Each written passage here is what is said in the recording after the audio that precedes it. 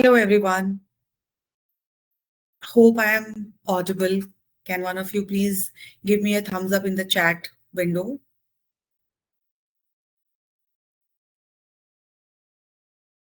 Thank you. Thank you for the confirmation. So sorry for the delay. We were facing some technical issue at our end, and but nevertheless, we'll start. So I welcome you all to this webinar on food and mood, eating to beat stress and stay energized during peak work season. If you often eat your meals, yet still feel tired or stressed at work, you are not alone. Most of us don't lack food, but we lack is the right kind of food. Today, a registered dietitian, Maryam Lakdawala, will walk us through how everyday food choices can improve our focus, mood, stress levels, and productivity. We'll touch on mood boosting foods, hydration versus caffeine, gut health, and simple meal planning tips for busy seasons. We are honored to be joining by an expert who has dedicated her career to making nutrition simple, practical, and science backed. Welcome, Mariam, to this webinar. A few words on who Mariam is. So, Mariam is the founder of Mind Eat. She's a registered dietitian with over a decade of experience specializing in bariatric and pediatric onco-nutrition. She has co-authored multiple books, co-directed a globally endorsed bariatric nutrition course, and is a recipient of the 2018 IFSO Integrated Health Scholarship. She also serves as visiting faculty at Nirmala Niketan at Mumbai. With that, I would like to invite Mariam to lead us into today's sessions. Thank you so much, Shakti, for the wonderful introduction. I hope I'm audible now. Yes. Can somebody from the audience give us a thumbs up, please? Yes, you are. So I'll share my screen. So like Shakti mentioned, that I'm going to be talking about how do we sort of take care of our nutrition during the peak season of stress, right? So before we start about this, I would like to do a quick poem. So I want to understand from you guys that which is an emotion or a situation that leads you to food. It could either lead you to food. If not, then maybe you can select none. But I would like to know which is an emotion or a situation that leads you to food.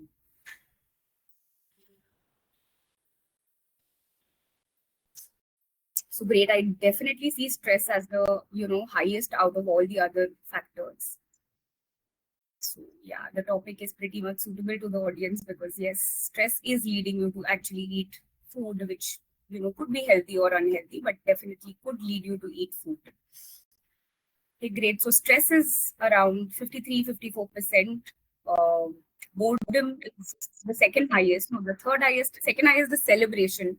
So festivities or weddings. Okay, great. So we've got stress as the highest factor that can actually lead you to food. So what are we really going to cover in today's talk?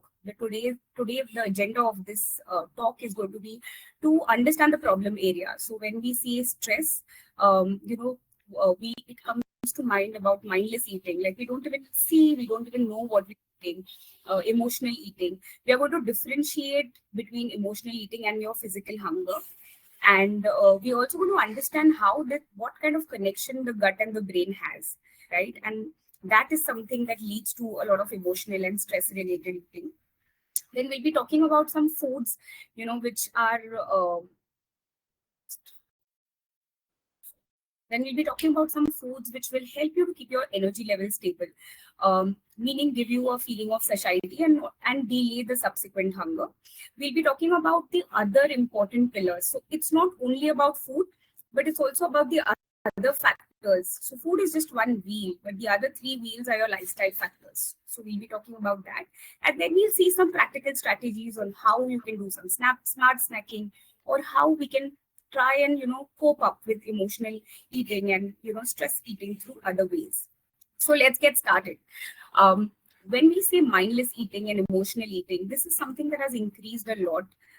So mindless eating is basically eating at autopilot, right? So in an autopilot mode where you don't know, you're not aware about what you're eating, how much you're eating, right? Now, this is, very much driven by your stress, your environmental cues, and we are so busy, we are working individuals. And then there are distractions. So we don't know what we are eating because we sometimes watch TV while eating, or we are busy multitasking, so we don't realize what we are having, right? Then boredom could be one of the triggers. And what is the end result of mindless eating is that when you finish eating, it is followed by a feeling of guilt, right? Similarly, emotional eating is more like a coping mechanism. So, because you're stressed, because you're sad, because you're lonely, you tend to eat certain foods which will make you feel better, right? And definitely it has shown that fried foods, sweet foods, salty foods, these foods kind of improve. They kind of increase the feel good hormones in your body. And that's how it helps you to cope up with stress or emotions, right? So, but it's very important to understand that emotional eating is like a sudden onset. It happens, you know, uh, without without a physical hunger necessarily. And then, you crave for all these fatty foods, sweet foods, salty food because it makes you feel good. It makes you feel comfortable. And then this is followed most of the times with guilt, right? So it becomes like a vicious cycle. So then this comes to our next bit of understanding the difference between. So if you are the one who feel that maybe I, kind of eat out of my emotions, or when I'm stressed, I tend to eat, then it's also very important to understand the difference between, something like an emotional hunger and a physical hunger, right? So like I said, emotional hunger will just come in suddenly, whereas physical hunger will be gradually, it will come in gradually, right? Only if you've had a proper meal. Obviously, if you're starving for many hours, then you will start feeling. So physical hunger, when you will feel the growling in the stomach. So that is one sign that you're physically hungry. Wherein emotional hunger will just come all of a sudden, right? And you need instant gratification when there is emotional hunger, right? You need instant satisfaction. And that's why you reach out to foods that make you feel very good and comfortable. Whereas physical hunger can wait, you can wait. It's not like very instantly you need something or need to reach out to something, right? And you also, when you're hungry naturally, biologically, then you will also be open to eating a variety of foods. Wherein when you are more, you are emotionally eating, you tend to reach out to only your comfort foods, okay, which could be high on salt and sugar, right? And emotional eating could also lead to overeating. So you'll eat so fast most of the times that you'll not realize when you're full. Versus physical hunger, you'll stop eating when you're full. And definitely there'll be some degree of guilt, that you will carry on after an emotional eating. And but we know that it doesn't really solve the root problem, right? It's just a temporary satisfaction that you're getting because you're eating something that you like, but eventually that problem still remains, and that vicious cycle just continues, right? Whereas when you're eating out of physical hunger, you'll not really feel that guilt, right? You'll be very satisfied with what you've had. So this is like a difference between emotional hunger and physical hunger. So in the following slides, we'll see how we can cope up better with emotional hunger, right? Now coming to the gut-brain connection. So like I said, our gut and our brain, gut as in our gastrointestinal system, that is our stomach, is very much connected to our brain, right? And this connection is through nerves. Okay, so there is a lot of communication between your brain and your gut, right? So when you're hungry, when you want to stop eating, all these signals are sent from your brain to your stomach. When to secrete certain digestive enzymes, to in fact, to secrete certain that some compounds are secreted in your stomach that gives you a feeling of fullness. So all that is very much connected with your brain, right? It's a two-way interaction. So what happens is that when we are stressed, when there is a chronic stress, either due to work-related stress, or if you have a chronic disease, okay, if you have a lifestyle disease like obesity, diabetes, heart disease, all these are chronic lifestyle diseases. And these chronic diseases over a period of time put a little bit of stress on your body. And then there is environmental stress, that is basically the work-related stress that we carry. So all these kinds of stress, what they really do is that they disturb this communication between your brain and your gut. And this kind of a disturbance in communication definitely has an impact on your overall digestion, absorption, your metabolism, like how your nutrients are broken down in your body, and also how your gut is functioning, right? Our gut also has microorganisms, right? So you must have heard of a lot of probiotic supplements in the market. So which help that for that microorganisms to grow, and the healthy ones to grow. So those microorganisms also get affected when your gut health is disturbed because of stress, right? And in fact, if you must have heard of a feel-good hormone in our body called serotonin, this particular compound is actually produced more than 95% in our stomach, right? So when this communication is affected, the production, the release, the transport of that particular feel-good factor is also disturbed, which also impacts our, communication and the way the signaling should happen. So all this is very deeply connected. So that's why when we are stressed, it directly impacts our, gut. And if our gut health is not good, it also impacts our mental health. So it's a two-way connection, and that's why it's very important to keep your gut healthy consistently. Now, how will you do that? How will you keep your gut healthy, right? So if you can see on the right side, there is a plate, right? It's an Indian meal plate that is a well-balanced plate. So when you have to talk about how you need to keep your, your gut healthy, it's very important that you are having a very well-balanced, healthy diet, and it has to be done consistently.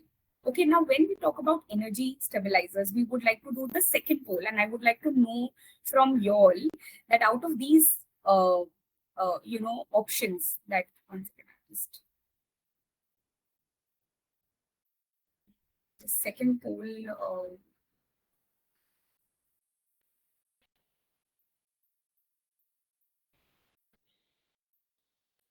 Hi, Shakti, can you help me with the second poll? Sure. Yeah, so before we talk about energy stabilizers, I would like to ask that which snack, according to you, out of these options, will provide you sustained energy, as in it will provide you gradual energy. Can you put your vote for these?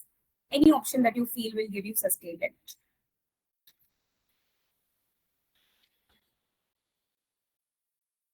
Okay, I can see 71% of you all have voted for fruits, 18% for berry smoothie. Okay, are there any 67 have voted? Probably we can give them a minute for them. Yeah, to sure.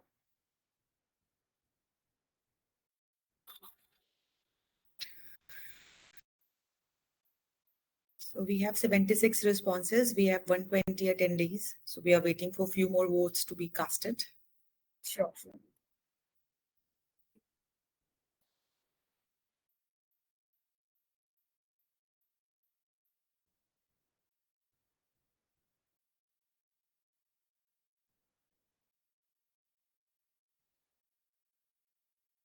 All right. So most of them have voted now, Maryam, and fruit still remains the winner, as you can see it on the screen. I'll publish the results as well, so that rest of us can also see.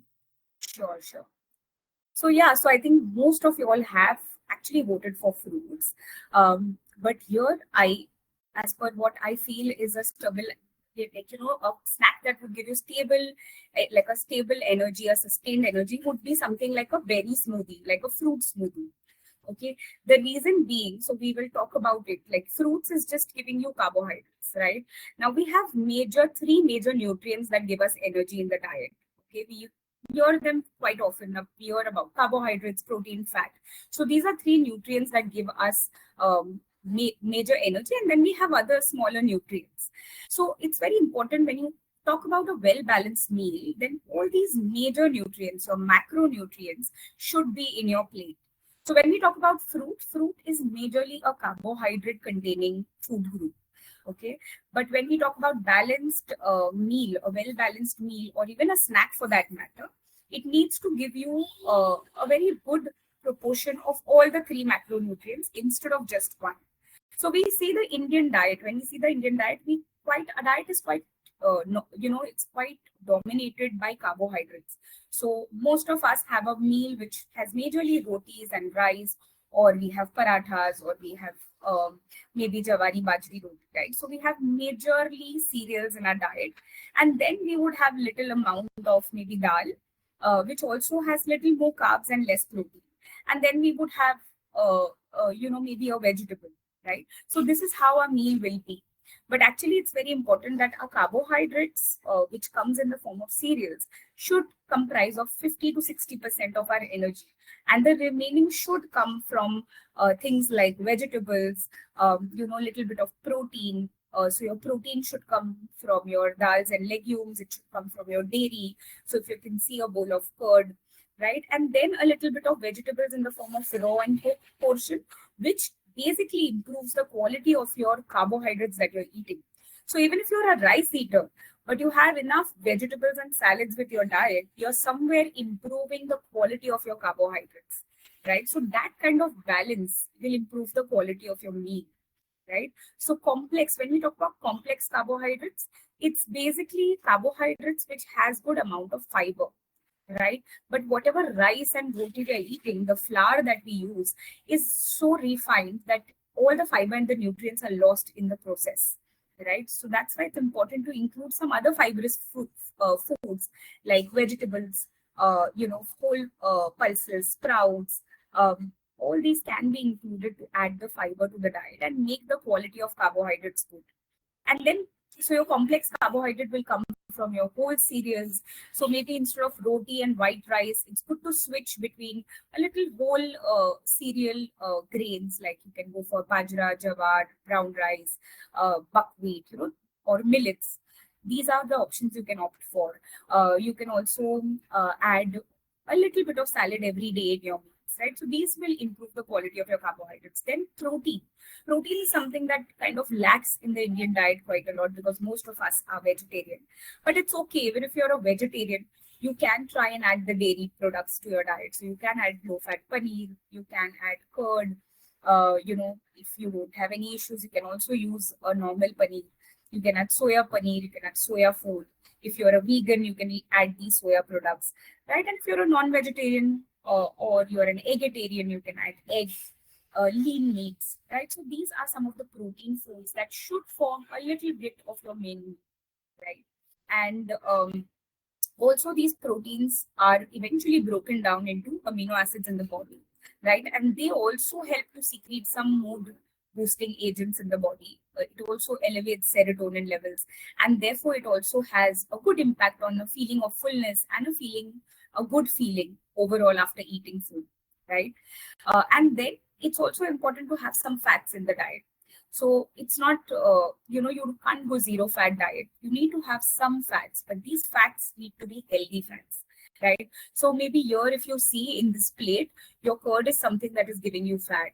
A little bit of cooking oil that is used in your vegetable and dal is giving you fat, right? So fats can definitely be a part of your diet, but try to add more healthy fats. Try to use, if you want to use a healthy oil, maybe you can use a cold press oil instead of a refined oil. Make sure that whichever oil you're using, the quantity needs to be less. You can add some nuts and seeds in your diet. So flax seeds, chia seeds, walnuts, all these are very good sources of omega-3, right? Omega-3 is basically a nutrient that decreases stress in your body, right? It is generally there in fatty fishes, but if you're a vegetarian, then you can have these nuts and seeds to get the omega-3, naturally from the diet. So that's why this kind of a balance is very important. And obviously, we'll also talk about the snacks. So if you see berry smoothie here, berries will be your fruit, which are getting the carbohydrates here. And then the smoothie will have a base, which could be a curd base or it could be milk based, right? So which also adds to a little bit of healthy fats, protein, right? So that way you are having a balanced snack instead of just having fruits, which will purely give you carbohydrates, right? Now, we would like to talk about the other important factors. So we've spoken about food, but apart from that, what are some of the other important factors?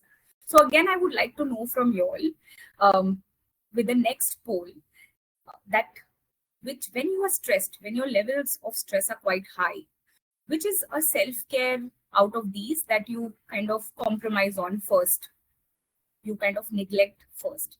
So let me just see if I can, yeah. So, yeah.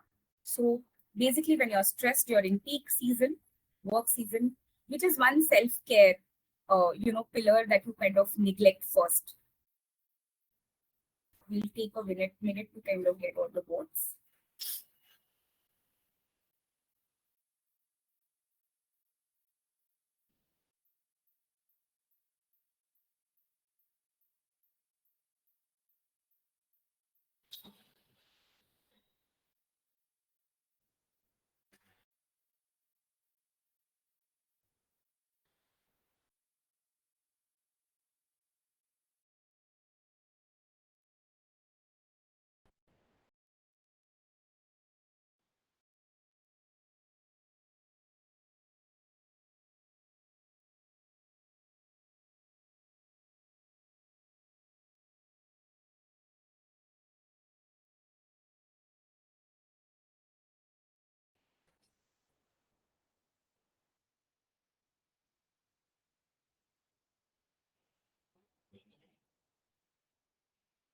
Great. I think we have around 50%, 57% of votes.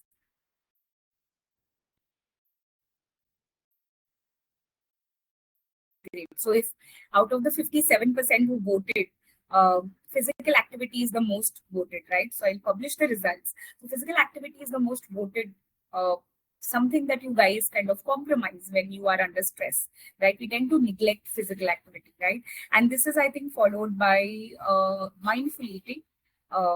Wow. No, physical activity, yes, mindful eating, then sleep hygiene, and then hydration. So yes, we tend to compromise on these things quite a lot. So definitely when and in my own practice, when, I talk about diet, it's still easier to follow, during stress. But physical activity is something that, my patients would also tell, ki, ye week to mujhe bilkul time nahi mila because I was very stressed. There was a lot of work pressure and I could not do any physical activity. But actually, physical activity is something that is actually your savior during this time, because it plays such an important role to vent out that stress that you have uh, during that peak season. So, in fact, I would urge everyone to not neglect this particular, thing of doing a physical activity when you're especially stressed. I mean, it really, really helps. And this could be a very small amount of time that you could give, early morning. I mean, I do understand that sleep also becomes very important and recovery also becomes very important. But a little bit of exercise, less frequently, maybe in that week when you're stressed, maybe you can do it less frequently, 2 to 3 times, but you must do it. And in fact, you must opt for a physical activity that helps, you to vent out stress better. Like if I have to select a physical activity, I will opt for a sport, right? Because when I play, I forget everything else, right? Similarly, maybe a particular physical activity will work better for you. Maybe you are a one person who enjoys Zumba, right? So if you do Zumba, you enjoy the music and you forget everything else, right? You're not carrying anything with you. So do a physical activity that you like the most. It could be either Zumba, it could be playing a sport, it could be swimming, just doing a brisk walk, listening to music, doing some yoga, right? Breathing, anything. It could be anything. Sometimes even breathing exercises work wonders. But doing little bit of activity in such, stressful environment really helps, because it helps you to vent out, and it also improves the feel good hormones in the body. So physical activity should definitely not be compromised. Then coming to your sleep. So sleep also is something that we really, lack. We really lack following a good sleep hygiene. So when I say sleep hygiene, it doesn't only talk about the number of hours you sleep, right? It also talks about when you sleep, what time you sleep. So we all have a biological clock set in our body, right? As per where we stay, right? And as per the sunrise, sunset. So it's very important that we follow that routine. We don't break that. So even if you sleep at 2 o'clock and you get up at 9 o'clock and you say you slept well or you slept enough, it still is not enough. It can still have impact on your metabolism, right? So sleeping timely. So obviously because we are working, we can't really sleep immediately after sunset, right? So even if you're sleeping early, say by 10, 11, you can make small changes. So right now, if you sleep at 10, 12, maybe you can, decide, okay, now for the next 1 month, I'm going to try and sleep at 11, right? So try to at least sleep latest by 10:30, 11, and try to wake up by 6:37, right? Uh, so that kind of a pattern, and you need to follow it consistently. It's not that you follow it for some time and there is a break. Even if there is a break due to some reason, sometimes we follow something and we do it very religiously for 2 3 months and then we go off track. So it's very normal that way to happen. I mean, you should not, yeah, it's very normal to go off track, but then you should come back on track and start following it again, right? Consistency is the key, and rest is also equally important. So even if you're exercising, it should not be that you're exercising on all 6 7 days because you want to reach a particular fat percentage or you want to reach a particular weight. That is also incorrect. You need to make sure that you're resting your body, because rest is equally important for your body to rejuvenate, right? For the general wear and tear of your body, rest and recovery is equally important.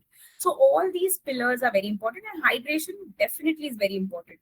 In fact, if you're dehydrated, it leads to a lot of lightheadedness. You're not able to focus well. Also, your hunger pangs and cravings increase when you are dehydrated, right? So when you are well hydrated, you will not even have those urges of eating too much or eating quite often, or going out, reaching out for unhealthy foods, right? So these three, four things should also accompany with a good quality diet. So even I personally have, that I've been doing a lot of exercise and diet myself. But there had been a time where I was not able to sleep because of my work. And I knew that sleep is the culprit, which is not allowing me to reach my fitness goals, right? So I knew it, and it took me some time to, work on that. But it's important to work on it. And then it's not that 1 2 months of sleeping timely will give you the result, right? You've not slept properly for a long time. So it will also take some time for your body to start showing the results, right? So it's important to be consistent and not think of seeing the result just in a short time. Now, emotional eating is something that you all are experiencing, right? Stress is a thing that is triggering you to eat food. Now, how you can tackle this? Okay, so these are some ways of kind of tackling this stress eating that you all are experiencing. One of them is to, when you get this urge, for example, if you've come home after a very busy and stressful day. Many a times, we are so stressed and we're so hungry because you must have skipped a lunch, for example.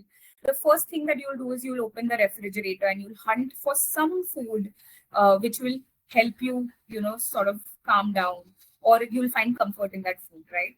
So the best strategy that time is to not open the refrigerator and do something totally different, right? So sometimes when you neglect that urge and you do something else, you divert your mind, somehow after 5 minutes, you will realize that the craving has gone, right? So this is like a 5 minute pause you can practice.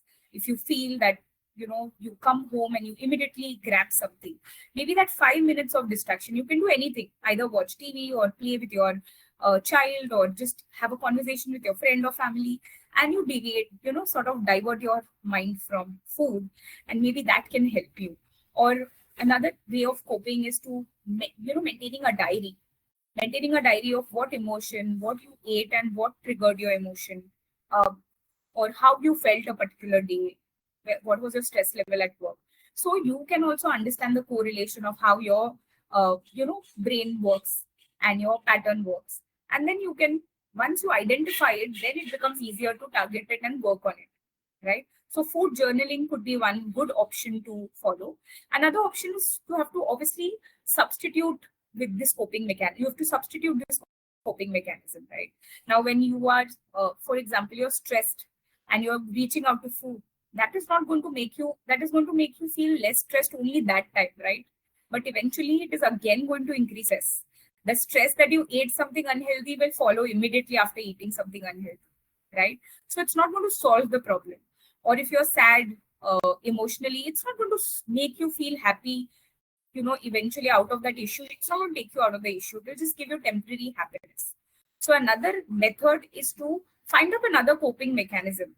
So maybe, you know, when you are emotionally stressed, you can come back and do something that will again divert your mind. It could be some hobby that you're engaging in, or something that you find happiness in, like listening to music or journaling your day, or you know, it could be either if you have plants, watering your plants. It could be a very tiny thing, like which is kind of makes you feel happy and doesn't allow you to carry your thoughts from work, just keep you a little empty minded, right? So these are some ways you can try and cope up with emotional eating. The whole crux is that you should not react immediately, just allow it to settle down and then see how it works. So maybe you can try this at home when you really feel stressed at work and you end up reaching out to food to take care of that, to you know, to feel calm and uh, relieved. So these are some smart snacking strategies. So I just thought of putting down on the left, if you see, are some of the foods that we generally reach out to as working population. Like we generally reach out to dark chocolates. Especially I've seen, you know, a lot of women doing that, especially during their menses. They feel that dark chocolate will really make them feel good. So they reach out to dark chocolate quite often. Then, you know, samosas and medu vadas and kale is something that is very readily available, you know, at every office place. Then you have digestive biscuits, or, you know, you have so many biscuits that claim to be multigrain. But again, they are not, they're all very processed. So though they could be a little high in fiber, but eventually they will give you sodium, they will give you some amount of sugar, right? It won't be a perfect food or snacking option. Then many people go, you know, they try to opt for some chips because you like that salty and, you know, the chili flavor. So they opt for chips. And then, like you guys said, fruits. Many people just have a good portion of fruits. And you also get these fruit plates down, right? So it's easier to buy those. But I would say that instead of dark chocolate, it will be a good option to have a protein bar which is made up of dark chocolate. Or maybe sometimes you can have dark chocolate, but they should contain more of the dark chocolate component. That is more than 70% of cocoa, because then it will have less sugar, but still the fat will always remain. Any dark chocolate you take, whether it has 25% cocoa, it's 90% cocoa, it will always have a lot of fat, right? So it's not good to have so much fat on a daily basis because it's a bad quality fat, which is called as saturated fat. So instead of dark chocolate, maybe you can rely on a good quality dark chocolate protein bar. Instead of bhels and samosas, you can just have some handful of roasted chana, roasted peanuts. You can reach out for boiled eggs if you are an vegetarian. So you get many people who, you know, boil egg and keep. Or as a group in the office, you can tie up with some vendors who can give you boiled egg in the evening, right? So maybe with the fruit, you can couple a fruit with a boiled egg, right? Instead of biscuits, you can make homemade khakras and get it to office. So that way you are also not having anything processed, and it's low fat also, right? And then there are many companies that are coming up with protein khakras, low fat khakras. You can read the label and opt for a healthier option, right? Instead of having chips, which are very high in salt, what you can do is you can have nuts and seeds. Now these nuts and seeds also come with coated with some flavorings, right? It's, you must have seen in the market. So maybe what you can do is instead of just having the flavored ones, because they will also be high in salt, what you can do is you can mix the unflavored and flavored and eat so that you get some flavor. Similarly, you all must have seen makhanas, right? Lotus seeds, roasted lotus seeds in the market that also come flavored.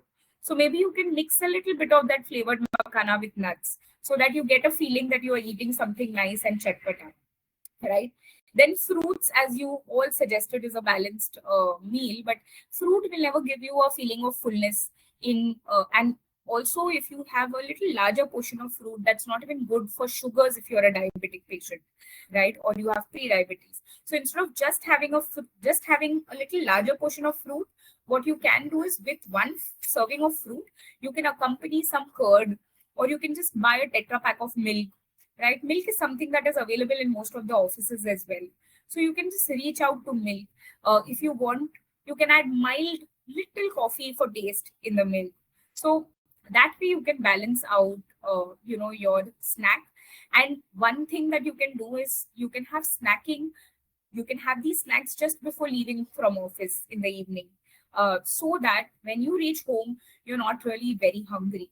So what happens is, because we've had lunch and then we've not had anything, sometimes, the hunger is very strong when you reach home. And when your hunger is strong, obviously your senses for all the unhealthy foods are more stronger, right? So a good trick would be to eat the snack just before leaving, or maybe when you're traveling in train, you can have your snack. So when you reach home, you will not feel that hungry that you end up eating unhealthy. So these are some smart snacking strategies.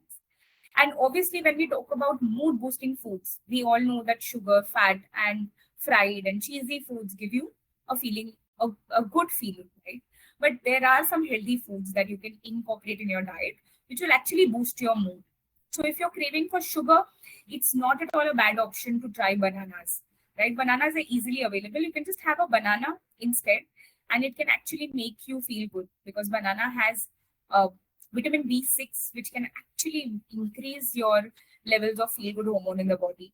So it's good to have bananas. You can have oats as a mood boosting food because it is high in fiber.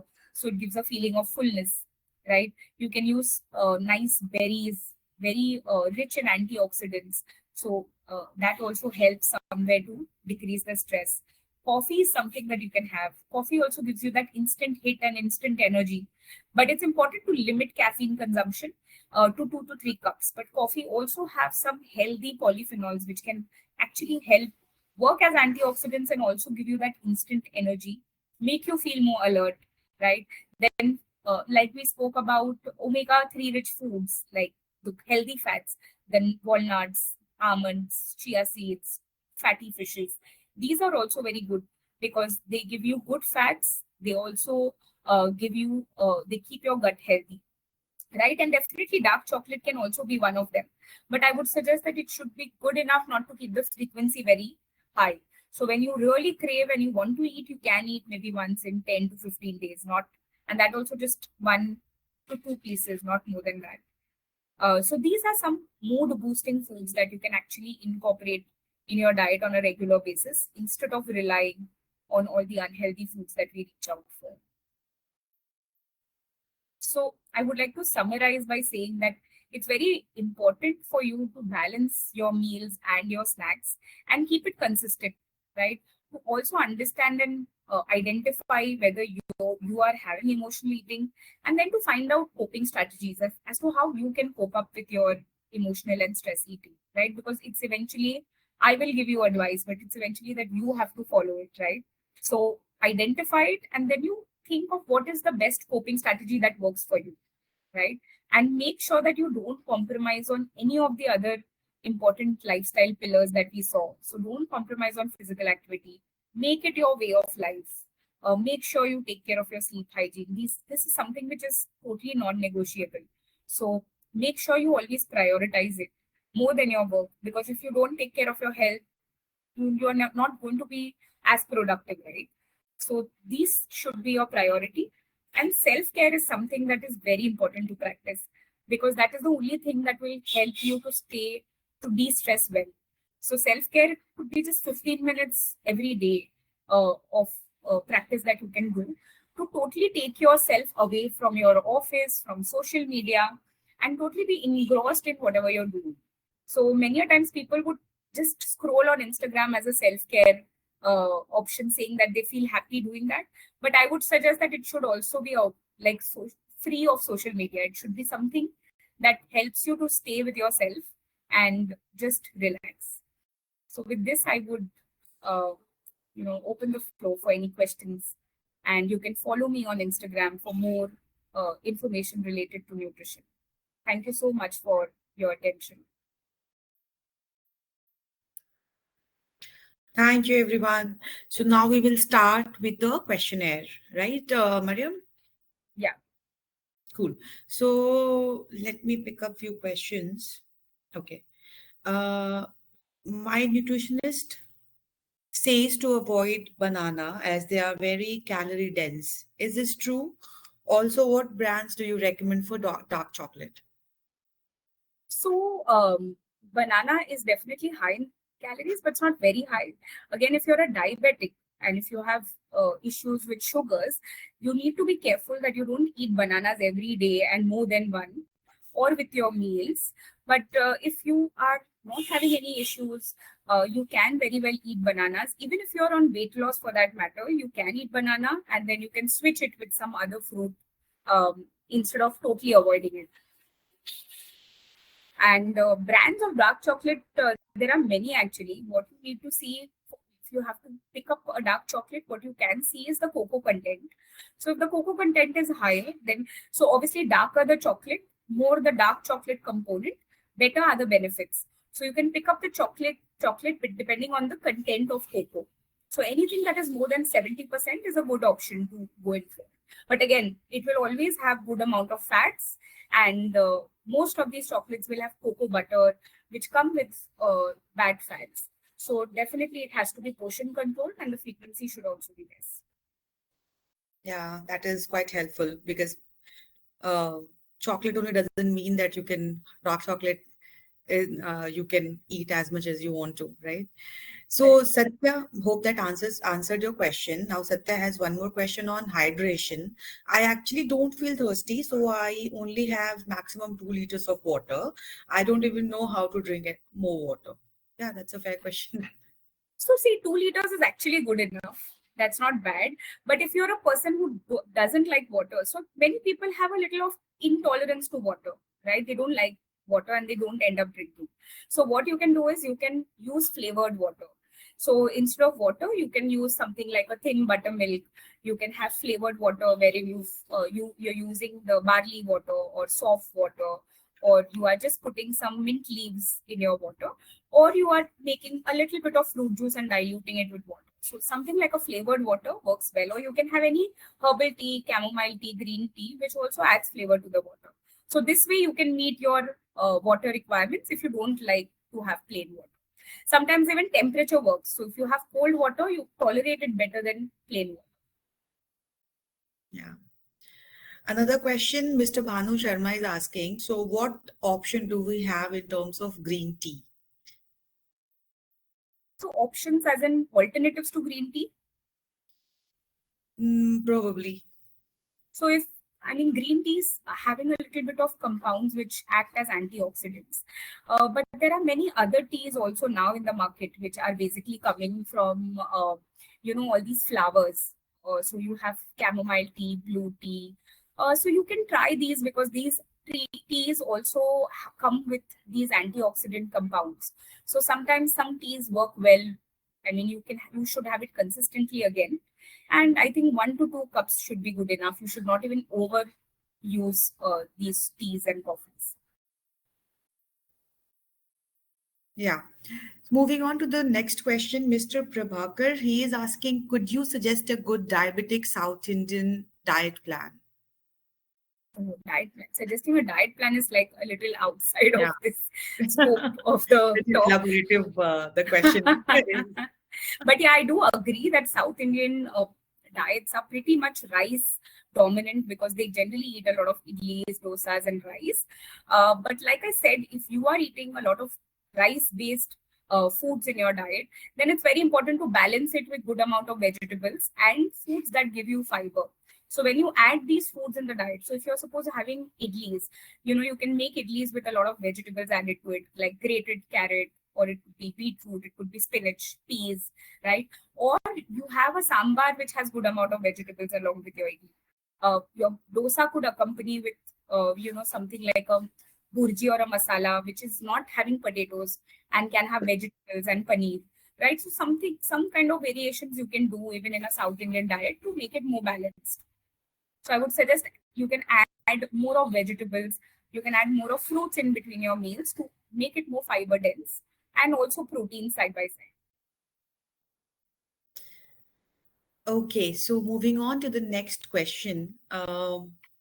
My 3-year-old daughter, this is from a mom, Tanu Rani. My 3-year-old daughter has persistent constipation issue. She eats roti, chapati, some salad, regular fruits, 1 glass of milk before bed, and water intake is also good. What can be the possible reason behind, and what change in the diet can we make to improve her situation? Okay, so since the child is 3-year-old, say it's important to know if right from the beginning, the child has always had, has been passing motions in a gap of 1 to 2 days. So sometimes people do pass motions in a gap of 1 to 2 days, right? Some people are having that kind of frequency. So not necessarily that will be constipation. If there is any difficulty in passing stools, then maybe the diet has a little more of fiber than the child should have, because children don't really need a very high fiber diet because their digestive system is still developing. Even at 3 years, if you give too much fiber, it is sometimes difficult for them to digest. So maybe try decreasing too much of vegetables and fruits from the diet if there is a lot, and then keep the water intake good, is what my suggestion would be. Okay, probably Tanu can start working on that. A related question on that is a 1-year-old is uh, after having all the meals, he is pooping, it seems, after every meal. Is that a good sign?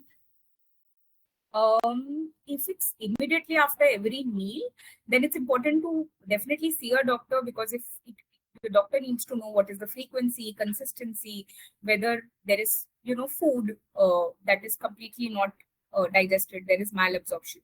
So it's good to see a pediatrician. Again, this is a little out of scope. It's good to get the child evaluated well with a pediatrician. Okay. So now moving on to the next question. Kiran Bhagwatula, can you please let us know how to stop cravings in the night work hours? I think most of us are facing this issue. Yes.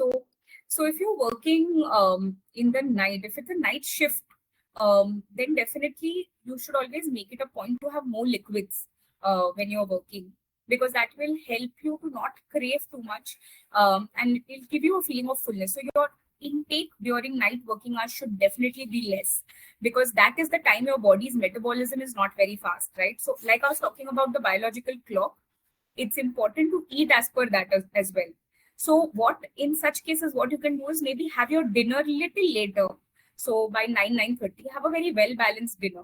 And then I would suggest that you should have, things like liquids or salads if you crave for food, instead of eating something heavy, because the more you eat during that time, you will just pile on the calories, right? So the best thing is to eat low calorie foods as much as possible, and try to resort to liquids like buttermilk or soups, or salads as your food options, than having very dense foods in the night, because it will eventually impact your health. Yeah. Now again, a kid's question. The kid is getting addicted with packed foods like chips, biscuits, chocolates. Any suggestion how to curb it or work on it? So it's totally, educating the child. So children are at an age like a 5-year-old child will be very open to learning.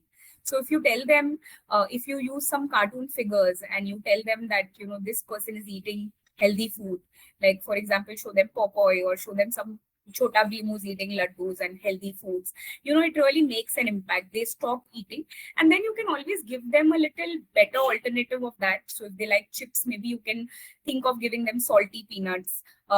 So initially you might have to work on some healthy alternatives so that they can forget those foods. But the only option is to completely stop, and they will start developing the taste for healthier options. So if you're giving packaged foods, try to make similar items at home. So it is a little time consuming for the parents, because obviously if you like, suppose if you're giving them packaged pancakes, which are maida based, try to make something at home with oats, with whole wheat flour, with eggs.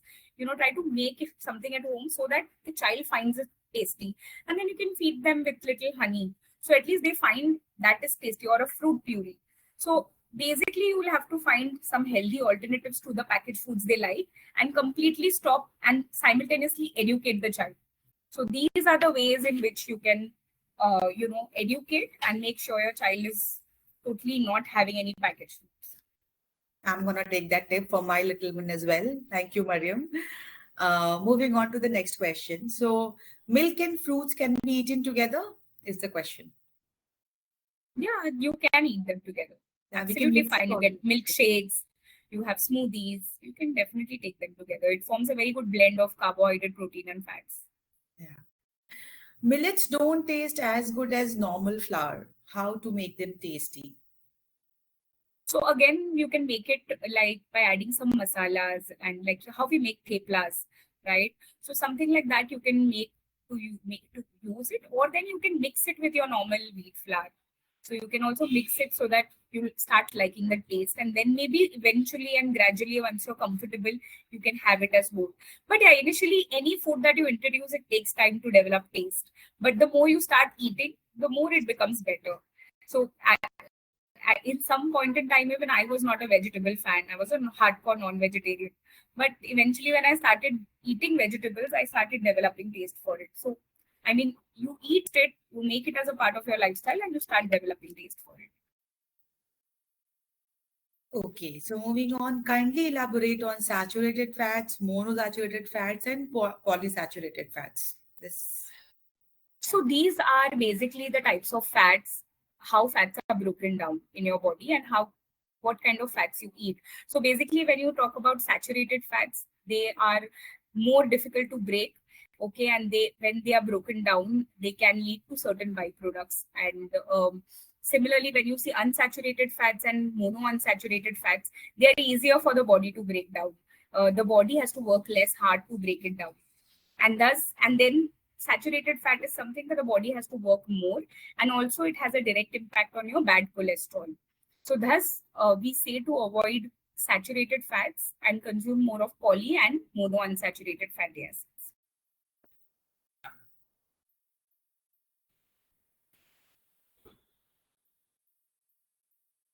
What is the solution for a leaky gut? So for a leaky gut is when your microorganisms in the gut are not very healthy. They can lead to a leaky gut. Or if your GI system is not functioning well due to some food allergy, it can lead to leaky gut. So the best way is to find out what is causing the leaky gut. Okay, so obviously there is no diagnosis to leaky gut per se, but to improve your gut health. So overall, making sure that if you have any intolerances to food or any allergy to food, to figure out what is that allergy and then to avoid those foods. Secondly, is to have a lot of probiotics in the diet, which can help the good bacteria in the gut to grow, and that good bacteria then takes care of your stomach health, and doesn't let those harmful substances from the food to get digested and absorbed in your body. So, and then also accompany the probiotics with good amount of fiber, which is your prebiotics, which is your food for those microorganisms. So basically, these are 2-3 things, and this has to be done consistently. And also, stress plays a very important role. Like I said, if the more you're stressed, the more your gut gets impacted. So we hear a lot of IBS that people suffer from, which is inflammatory bowel syndrome, which is very much related to stress. So if you're very stressful as a person, then you also have to make sure that you do some exercises, some breathing exercises, meditation to calm down your stress and your stress levels as well. Yeah.